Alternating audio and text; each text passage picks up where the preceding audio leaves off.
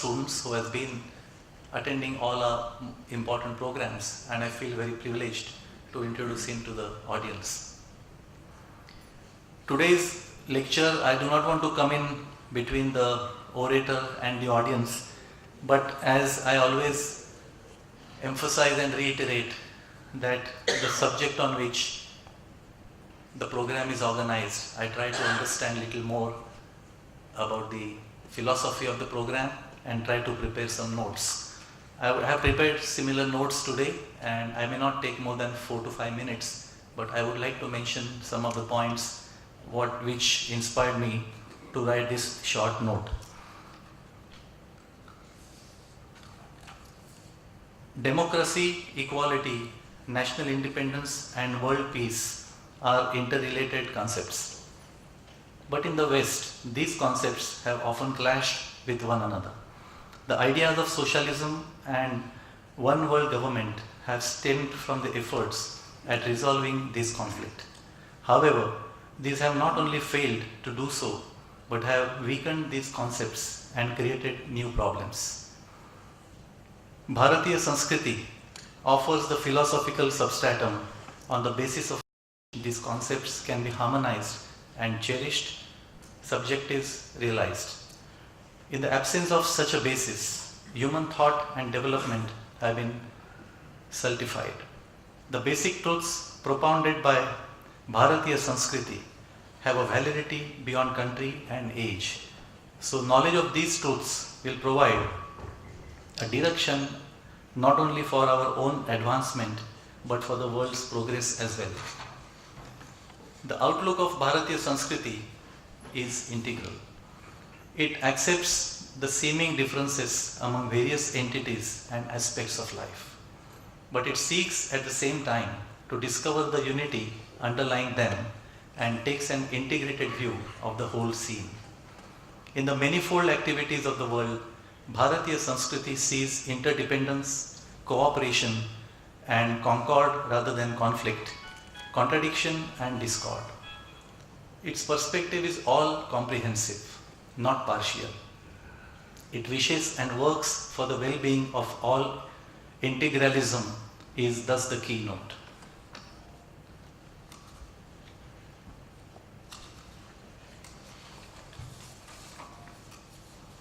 When we talk about integral humanism, the individual occupies a pivotal position in our system according to the principle of Yat Pinde Tat Brahmande, that is, what is in microcosm is also in macrocosm. So this principle of individual is the representative and brief instrument of society.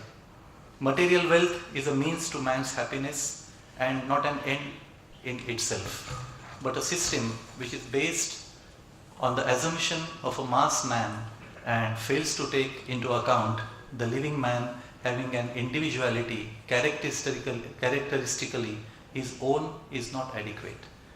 Inadequate also is a system which looks just at one attribute of man and fails to take a comprehensive view of him as an organic being comprising of Sharir, Mana, Buddhi and Atma, having a number of urges requiring to be fulfilled by the Purusharthas.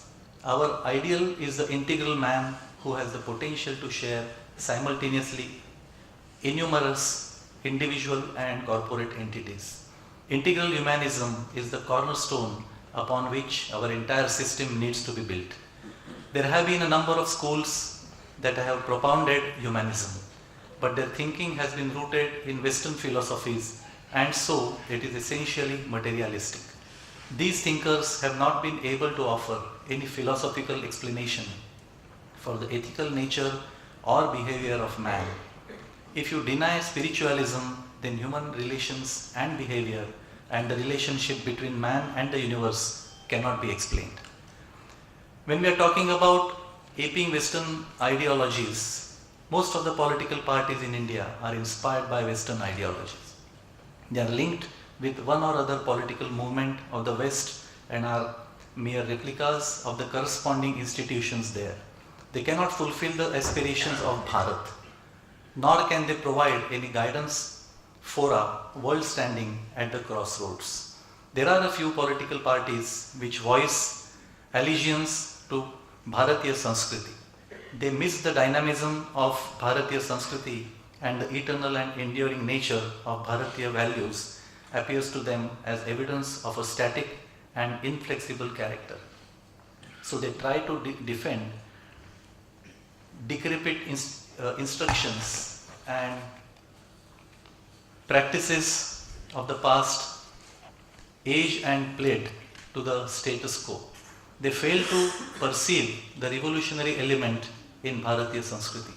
In fact, the very many malpractices prevalent in society, such as untouchability, caste discrimination, dowry, death feasts, neglect of women, etc., are symptoms of ill health and degeneration. Many great men of India devoted to Bharatiya Sanskriti have in the past fought these evils. An analysis of very many social and economic arrangements of our world reveal that they are either the outcome of society's incapacity to change and adjust with the times, or they are institutions which at one time served as society's shield against the against the foreigners, or they have been thrust on us by foreigners, or have been adopted by us from them in a sheer limitation. Such institutions cannot be preserved in the same way or in the name of Bharatiya Sanskriti. And therefore, there is only way called integral humanism, which must necessarily make a balanced appraisal of both Bharatiya as well as Western ideologies. On the basis of this evaluation, it seeks to show a way which would make man progress further from his present position of thought, experience and achievement. The Western world has achieved great material progress, but in the field of spiritual attainment, it has not been able to make much headway. India, on the other hand, lags far behind in material advancement, and so its spiritualism has become probably a word which we are not able to understand in today's context. And therefore, when we talk about the soul which cannot be realized by the weak, there can be no spiritual salvation without material prosperity. It is necessary, therefore, that we strive for strength and material happiness so that we may be able to build up national health and contribute to the progress of the world instead of being a burden on it.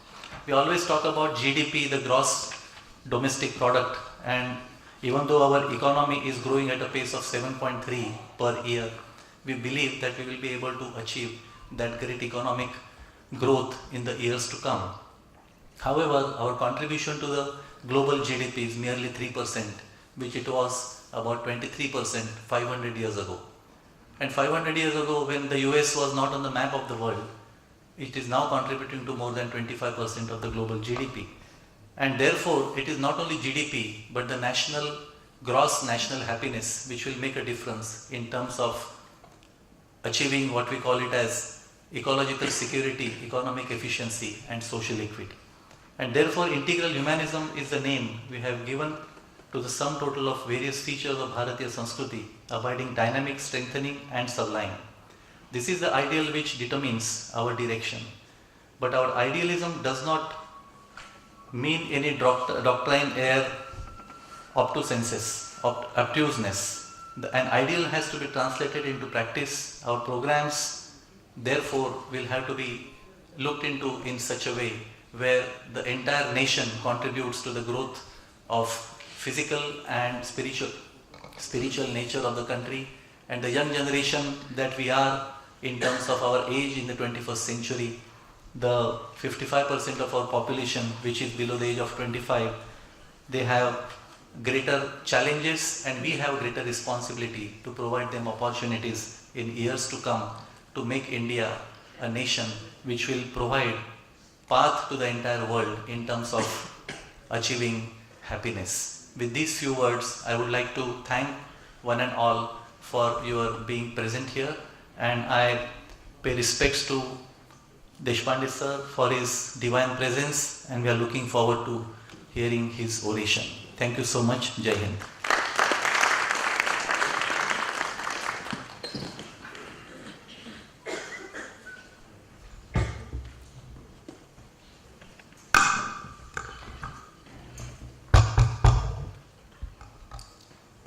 Thank you, Sanjayji. Physical and spiritual progress, both are equally important for the progress of the country. Yes, that is why the word dharma is rightly defined in our country, in our culture.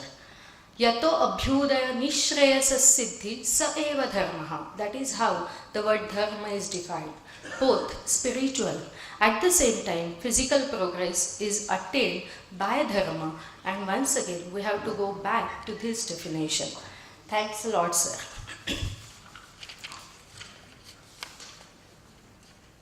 I now give brief introduction of our guest of honor, Mr. David Akor. Mr. Akor is the new Consul General of Israel in Mumbai from August 2014. He served as Deputy Head of the Center for Policy Research at the Ministry of Foreign Affairs from 2008 to 2014. A native Israeli, Mr. David Akor served in the Israel Defense Forces and then went to earn a BA in Middle East History and MA in Political Science and Political Thought, both from Hebrew University of Israel. I request Mr. David Akor, our Honorable Chief Guest, to address us. Mr. David Akor.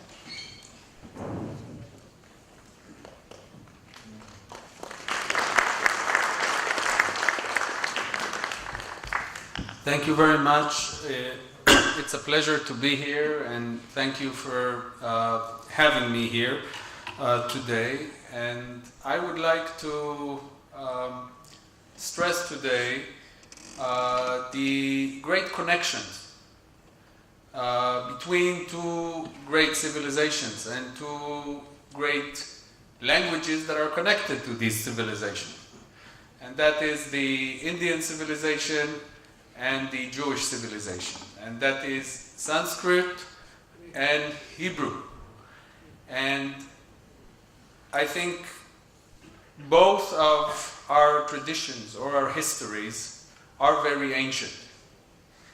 And both of our traditions and histories are trying to adopt or to adapt to the challenges, and these challenges are growing all the time, of the modern world.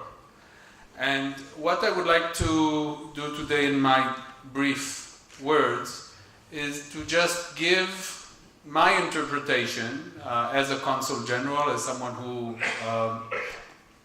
who represents both a government, but what we do is try to create a bridge between civilizations, and how I see this cooperation or this bridging of civilizations between Israel and India, and between the Jewish civilization and the Indian civilization in this modern age, and with these challenges, and how we can try to put this to work in a practical way.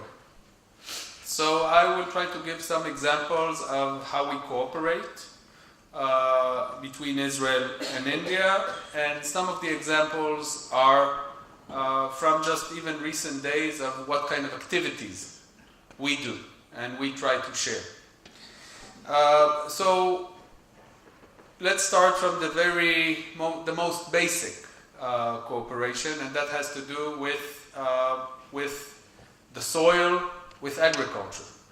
We just visited colleagues in the consulate and a expert from Israel, the district of VAK-LBML in Maharashtra.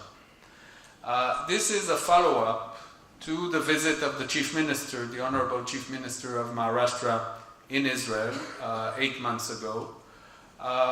And he, being exposed to some Israeli technologies in agriculture and water, he asked us to try to see what maybe can be used in VAK-LBML because of the stress of farmers in VAK-LBML, which creates this very alarming phenomena of farmer suicide, which exists in VAK-LBML. So we visited there. I don't think many other diplomats of other countries have had the chance to visit areas which are very rural, very far from the large cities of India. But we found it important because we believe that some of these ties, or the ties between our countries, have to do with sharing knowledge, sharing technology, sharing experience. And our experience, I was talking about the ancient traditions, but in addition to that, if we look at the more recent experiences of the two fairly young countries, of both Israel and India, we have some similar experiences. We have areas that sometimes have problems of drought, we have problems of soil, we have problems of adapting our agriculture to the modern world and to feeding our population. And we want to use our experience as a young country that had basically a desert for a land, and how we managed with that in terms of creating water, creating agricultural technologies, and by that learning how to feed our population. And we want to share that with different parts of India, and especially where there are distressed areas, and try to see how we can bridge and how we can share. So this is one example, I think, closest to the very base, which is the soil and which is agriculture. Another area we are trying to share and cooperate and bridge, again, civilizational ties, is through academia. And we are right now in the University of Mumbai, and Vice Chancellor Deshmukh is, I think, a great friend and a great collaborator with us at the consulate and with Israel, and just visited Israel a few months ago. And I think that in itself shows both the potential and I think the very warm relations and mutual interests in academia, in issues, starting with